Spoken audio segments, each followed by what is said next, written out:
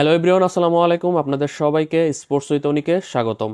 Rangpur Riders যেই দলটি global super লিগে সবচাইতে দুর্বল একটি দল গঠন করেছে ব্যাটিং ডিপার্টমেন্টের দিক দিয়ে, এমনকি বিদেশি ক্রিকেটারদের দিক দিয়ে, সেই রংপুর রাইডার্স দলটি প্রথম দুই ম্যাচে দুটি বাজেভাবে হারার পর, অপেক্ষাকৃত দুটি দুর্বল দল ক্রিকেট ভিক্টোরিয়া এবং হ্যাম্পশায়ারের সাথে হারার পর, টানা দুটি ম্যাচে শক্তিশালী দল গায়ানা অ্যামাজন ওয়ারিয়র্স এবং সবশেষ আজ সকালে লাহোর কালান্দার্সকে 23 রানে হারিয়ে তারা ফাইনালে উঠে গেছে দ্বিতীয় ফাইনালিস্ট হিসেবে।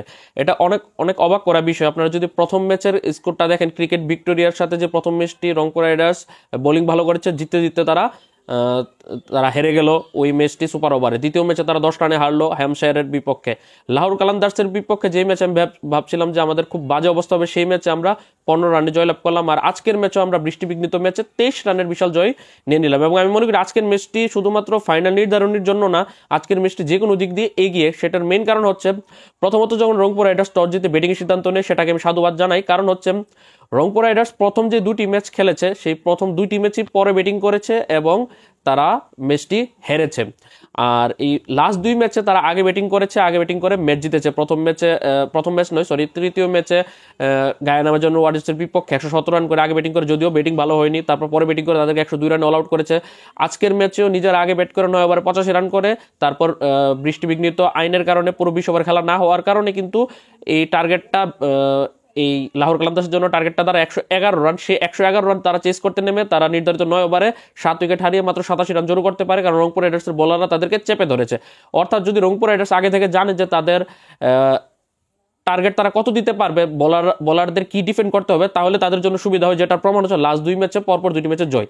এখন যদি আজকের ম্যাচে আমরা স্ট্রিক্ট থেকে কথা বলি, আজকের ম্যাচে যেটা হলো, রংপুর রাইডার্স আগে ব্যাট করতে নামলো টস জিতে। সেখানে তারা ব্যাট করছিল, সেখানে খুব ভালো ব্যাটিং করেছে, 9 ওভার মাত্র 1 উইকেট হারিয়েছে, সেটি সৌম্য সরকার আউট হয়েছে। এবং সৌম্য সরকার আউট হওয়া নিয়েও পাশাপাশি যে ওপেনার স্টিভেন টেইলর, 3 নম্বর টাকা সাইফ হাসান, তিনজনই খুব ভালো ব্যাটিং করেছে। যদিও স্টিভ টেইলরকে নিয়ে আমি একটু কিছুটা নাখুশ রয়েছে, কারণ সে 27 বলে 32 রান করেছে, চাইলে আর একটু এক্সিলারেট করলে রানটা আর একটু বেশি হতো, যদিও আমরা ম্যাচটা জয়লাভ করে ফেলেছি। সৌম্য সরকার ভালো রান করেছে, 13 বলে 22 রান করেছে, 3-4-1 ছক্কায়। 3 নম্বর নেমে সাইফ হাসান খুবই অপ্রত্যাশিত পারফরমেন্স করেছে, তার থেকে এত ভালো পারফরমেন্স কখনো আশা করিনি। 14 বলে 27 রান করেছে, 4টি 4, একটি ছক্কার মার মেরেছে। যদি ম্যাচ শেষে তাকে ম্যান অফ দ্য ম্যাচ দেওয়া হতো তাহলে খুশি হতাম, কারণ তারা স্টিভেন টেইলরকে ম্যান অফ দ্য ম্যাচ দিয়েছে, সেটার আমি মানে বুঝলাম না। যদি তারা সাইফ হাসানকে না দিত তাহলে তারা মাহিদি হাসানকে দিতে পারতো, কারণ আলটিমেটলি আমাদের বোলাররা কিন্তু ম্যাচটি জয়লাভ করেছে। আমাদের বোলারদের মধ্যে মাহিদি হাসান দুর্দান্ত বল করেছে, 2 ওভার 11 রানে 3 উইকেট শিকার করেছে। তারপর আমরা মূলত স্পিনার দিয়ে শুরু করেছি। মাহিদি হাসান 2 ওভার 11 রানে 3 wicket, Harmeet Singh 2 over 20 run দিয়েছে, কোনো উইকেট শিকার করতে পারেনি। রিশাদ হোসেনও ভালো বল করতে পারেনি, 1 ওভার 17 রান দিয়েছে। সেই ওভারের কারণে কিন্তু ম্যাচটা হারতে পারতাম আমরা। পরবর্তীতে শেষ দিকে এসে পেসারদের যখন ইনক্লুশন হয়, বোলিংয়ে ইন্ট্রোডিউস করে, তারা মোটামুটি কভার দেওয়ার চেষ্টা করেছে। যদিও কামরুল ইসলাম রাব্বি 2 ওভার 22 রান দিয়ে 1 উইকেট শিকার করেছে, তবে জ্যাক চেপেল ভালো বল করেছে, 2 ওভার 17 রান দিয়ে 2 উইকেট শিকার করেছে। এই আমাদের বোলারদের, রংপুর রাইডার্সের বোলারদের উপর ভর করে কিন্তু রংপুর রাইডার্স এই সব দুটি ম্যাচ জিতেছে, বা প্রথম দুটি ম্যাচে তারা তাদেরকে কম রানে আটকাতে পেরেছে শুধুমাত্র বোলারদের উপর ভর করি। এখন দেখার বিষয় যে আজকের ম্যাচে যেরকম স্টিভেন টেইলর, সৌম্য সরকার বা সাইফ হাসানরা ব্যাটিং করেছে, এটা তারা ফাইনাল ম্যাচে ধরে রাখতে পারে কিনা। কারণ আগামীকাল 7 ডিসেম্বর ভোর 5টায় বাংলাদেশ সময় রংপুর রাইডার্স মুখোমুখি হবে ফাইনাল ম্যাচে ক্রিকেট ভিক্টোরিয়া। ক্রিকেট ভিক্টোরিয়া হচ্ছে সেই টিমটি, যেই টিমটি প্রথম রাউন্ডে 4টি ম্যাচে 3টিতে জয়লাভ করে তারা পয়েন্ট টেবিলের শীর্ষে থেকে তারা প্রথম ফাইনালিস্ট হিসেবে তারা উত্তীর্ণ হয়েছে। তাদের কাছে কিন্তু আমরা যেই প্রথম রাউন্ডে যেই দুটি ম্যাচ হেরেছি, এর মধ্যে ক্রিকেট ভিক্টোরিয়া এবং হ্যাম্পশায়ার হক্স, এই দুজনের বিপক্ষে, এর মধ্যে হ্যাম্পশায়ার হক্স তো 4 ম্যাচ 1টিতে জয়লাভ করে পয়েন্ট টেবিলের 5 নম্বর থেকে তলানিতে থেকে ছিটকে গেছে। শুধুমাত্র আমরা এই ক্রিকেট ভিক্টোরিয়ার বিপক্ষে এখন পর্যন্ত জয় তুলতে পারিনি। যদি প্রতিশোধ নেওয়ার ইচ্ছা থাকে এবং চ্যাম্পিয়ন হওয়ার ইচ্ছা থাকে, তাহলে এই দলকে হারানোর কোনো বিকল্প আমি দেখছি না। রংপুর রাইডার্সকে এটা এনশিওর করতে হবে আজকের ম্যাচে যে ধরনের ব্যাটিং করে তারা ফাইনালে উঠেছে, যে ধরনের বোলিংটা তারা করেছে, বোলিং নিয়ে আমার কোনো সন্দেহ নেই। বোলিংটা তারা যেভাবে করছে সেটা কন্টিনিউ করতে থাকলে, এবং ব্যাটিংটা যদি যেরকম আজকে ব্যাটিং করেছে, 9 ওভারে 85 রান করেছে, সেটা খুবই ইমপ্রেসিভ ছিল।